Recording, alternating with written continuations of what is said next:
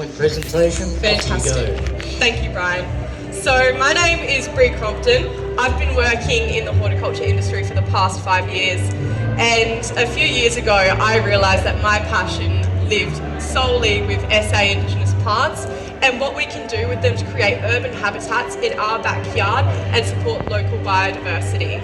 So today, this is Bring the Bush to the Back Door, Urban Habitats. So first of all, we're going to start with what is an ecological garden. An ecological garden is a garden that supports ecological restoration, improves water efficiency, improves soils, but most importantly provides habitat. So the first part of an ecological garden are the ground covers. The ground covers are a native carpet that encapsulate the soil. They support in water retention, but also they're a tiny little habitat for all the small creatures that live within. Kidneyweed, or Dichondra repens, is used quite a bit in the home garden. It is tiny little lily pads that sit on the floor like a vibrant mosaic at your feet. They are stoloniferous, meaning that they throw roots from the stem, further supporting in erosion control. Can you say that name again 10 times very quickly? Hello, hello, hello. I can hear you. You can hear me? Fantastic. Sorry, I think it's just waving from my mouth a little bit. Okay, and then sticky goodenia or Goodenia varia is a fantastic ground cover if you live in a coastal area with windy conditions or you get that awful salt spray. Sticky goodenia is the one to go. It has a fusion of yellow clusters within the spring, and the leaves sit on the stem and fuse to it with little succulent oval leaves. It is absolutely fantastic. Dysphyma crassifolium, I've chosen this one today because it is very similar to Carpobrotus rossii, something that is utilised a lot in home gardens already. But Dysphyma crassifolium is very compact, it is low growing. You will find it on the sand dunes and also in other coastal conditions that are incredibly harsh. And when they flower, it looks like there's a fire on the sand dunes. It is absolutely magical. The leaves are also edible. I had a friend that used to put it on salads and whatnot. A little bit crazy, but if they're tasty, go for it. Creeping Boobiala or Myoporum parvifolium is utilised quite a bit already in the home garden. And that is because it has the capacity to just be an absolute lush native carpet. And has anyone lifted that up?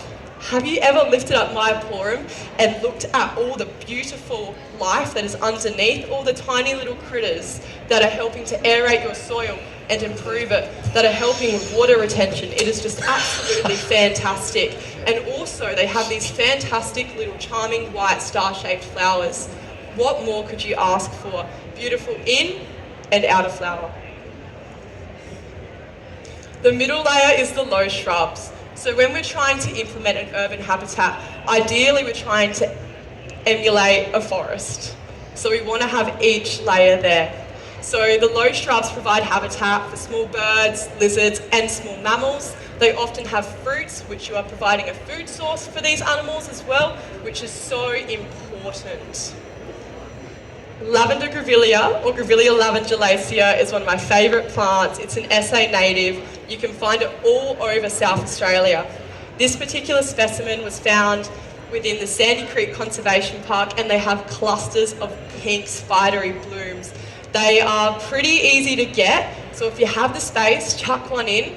And the best thing about these plants is because they are SA native, they're already adapted to the conditions and climate, which is just perfect. If you have some fatalities in your garden, consider some plants like these.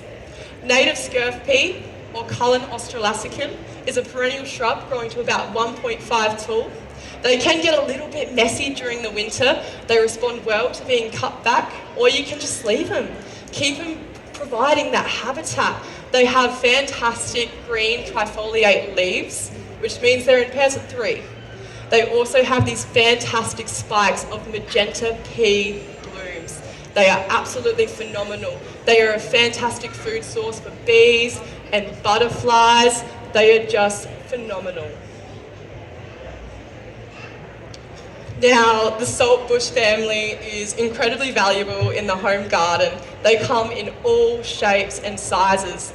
These two I feel like have great potential in the home garden and can be utilised in a formal landscape. In my opinion, Rhagodia parabolica can actually be shaped. It has these beautiful silvery leaves and they are incredibly adaptive, and these plants will grow different dependent on their conditions that they're actually in.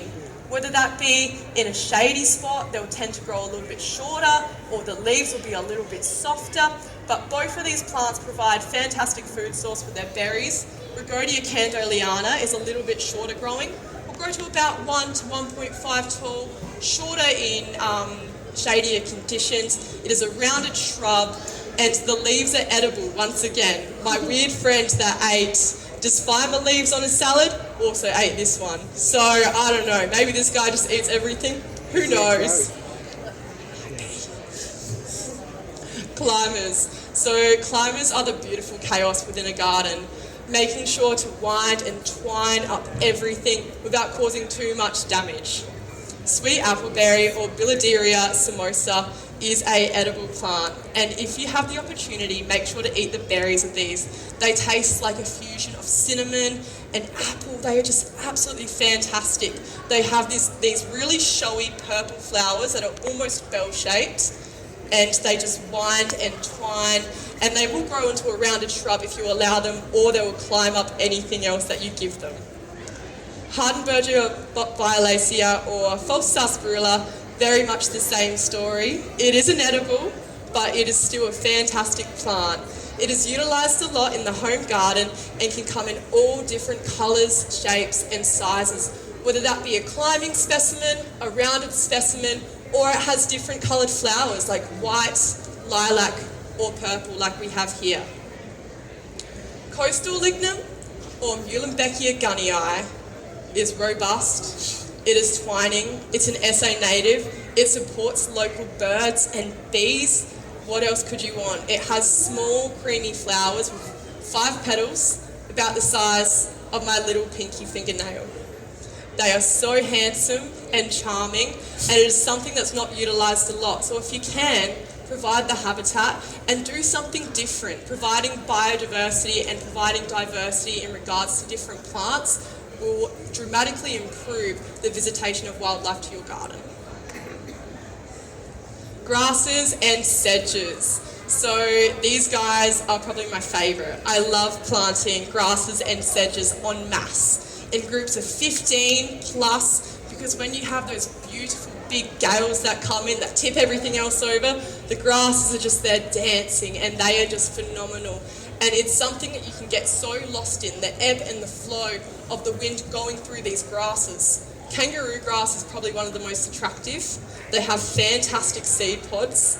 They are so resilient, and a testament to their resilience is the fact that when they drop their seeds, they actually corkscrew themselves into the soil, which is amazing. So could you imagine having all these seeds drop from this fantastic plant, and then you have 1, 2, 3, 4, 5 just popping up as well? What more could you ask for, really? Native lemongrass, or Cymbopogon ambiguous, this is my absolute favourite plant. My absolute favourite. It is blue and green. The seed pods are like almost fluffy, but the most notable thing about this plant is the fact that you can put it in hot water and steep it for tea. The indigenous people did this for a light, refreshing drink. Maybe you can do it too with a magazine on the arvo. Blue flax lily, or Dianella revoluta, I do apologise for this, are an attractive sedging plant. They're really great at assisting in erosion control. So they are rhizomatous, meaning that they will help stabilise the soil, which is so integral to, if you're on a sloping site, Dianella revoluta may be the guy for you. The only thing with this one, it doesn't like wet feet, but apart from that, it is really hardy and fantastic. It also has little purple berries on the end of their little spikes after flowering. Coastal tussock grass, or Poa poiformis, is utilised a lot already. It is one of those statement plants that is planted en masse, and they probably have one of the most fantastic displays when they are in flower. The plumes can just go up to 1 metre, and as I said before, they just ebb and flow, creating just a magic display. Bloom and borders. So we say that winter is one of the most barren times of the year. But if we were to implement Indigenous native plants, or just native plants in general, we can have that colour all year round. Chrysocephalum apiculatum is a great garden plant. It's incredibly hardy, but do you know what? It is so adaptive. It is adaptive in the way of habit, shape and form, but one thing is a constant. It has silvery leaves and golden blooms. Every single one, all the time. They are amazing, and they can come in all different forms, whether that be a ground cover, but when you go up to, say, Warrabara or anywhere near Central Australia, you'll notice they're actually on spikes, which is amazing. You would think that a plant so versatile and so variable in habit would have different species, but no. White Gardenia or Gardenia albiflora is another one of my favourites, more so for the blue leaves, and people don't know about this one. If you could pair this with other colours like greens and greys in the garden, especially on a low site, this will grow to about 40 centimetres tall. I've seen this guy in Warrabara State Forest as well. So it has the capacity to live on really rocky sites and also sites that don't get a lot of nutrients or fertiliser. It attracts butterflies and it has a lot of potential in the home garden. It also has a slight suckering habit, but never too far from the mother. It is not invasive. Austral trefoil or Lotus australis grows to about 40 centimetres in height. It has those trifoliate leaves, once again, which means in pairs of 3. It can be propagated easily by soaking the seeds in hot water prior to germination. This emulates a bushfire. Hop Gardenia, or Gardenia ovata, is an upright flowering shrub with ovate green glossy leaves. It grows up to about 2 metres on a sunny site, but once again, if it's within that under canopy, it will grow to about a metre and a half, but showy golden blooms are constant. They are just absolutely amazing and very easy to propagate as well. They can be propagated by stem cuttings, by utilising a piece that's as long as your pinky finger and then removing the bottom leaves, dipping in honey and then into your medium. The canopy. This is the most important part. Everything else that we've talked about is amazing, but this is where we reduce the heat and we provide shade for these fantastic creatures, but also for us. When you're sitting in your back garden, you don't want to have that direct heat onto you. With creating dappled shade of a small tree, you can create an absolute oasis within your garden. Silver Banksia, or Banksia marginata, is a spreading tree. It grows to about 5 metres tall. You can manipulate this to make it more upright. However, I love its habit. I think it's fantastic. It has conical yellow blooms, which is a great feeding source for nectar feeding birds like honeyeaters, spinebills, and other guys. The golden wattle, or Acacia pycnantha, is South Australia's floral emblem. It's an upright tree growing to about 6 metres tall. It's robust in establishing canopies quickly and dons displays of yellow blooms. It is short-lived though, so this is a great plant to put in if you are wanting to establish that canopy quickly, and then you can have your other succession plants growing in behind it slowly. These guys usually grow to about 5 to 10 years, so get it in quickly. It will grow quick. I mean, I put mine in at home probably about 6 months ago, and it's about 2 metres tall already. So just do it, you'll grow quickly and then have your ukes in the back coming to take that canopy in the next years. The drooping she oak, or Alocasarina peticillata, this one is slightly bigger, but this holds great ecological value. So this is the main food source for the glossy black cockatoo. We don't have many individuals here in SA. Our glossy black cockatoos live in Kangaroo Island, although we have seen some specimens down the bottom of Deep Creek. So if you live on that Fleurieu Peninsula area, absolutely plant one of these. Plant 20 of them. Plant 30 of them. Because you will further support those individuals. There's about 400 of them and they need all the help they can get after the bushfires in KI in 2019. So the more help that we can provide, let's do it. The dwarf blue gum, or Eucalyptus leucoxylon Yuki dwarf, this is the only plant I'm going to mention today that is an SA Indigenous but it is fantastic for small gardens. And I understand that as time goes on, our gardens are getting smaller and smaller, and we're looking at 600 to 900 metre square blocks. This is the answer. This grows to 5 to 8 metres tall, but for most part, it will sit around 6 metres tall.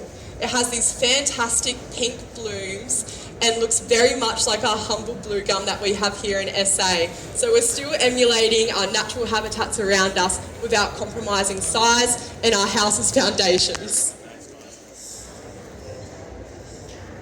Providing a water source. This is where all the magic happens, and this is where you're going to get return customers. So providing things like bird baths, ponds, rain gardens and water features are all great ways to provide a water source to natural wildlife. But do not underestimate the power of a shallow saucer with water. Just a shallow saucer, a bowl from the pantry with a rock in the middle is going to support wildlife just as good as a bird bath.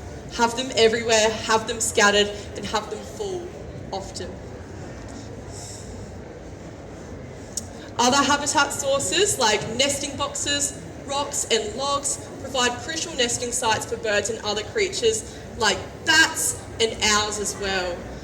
So the rocks and the logs, they'll provide habitat for all your little insects, all your little invertebrates and everything else that lives underneath, your reptiles. But the problem is with the nesting boxes, the reality is it takes 80 years for a tree to create a hollow. 80 years. That's pretty crazy. So for us to provide nesting boxes for our local wildlife, that is so valuable, and provide lots of them.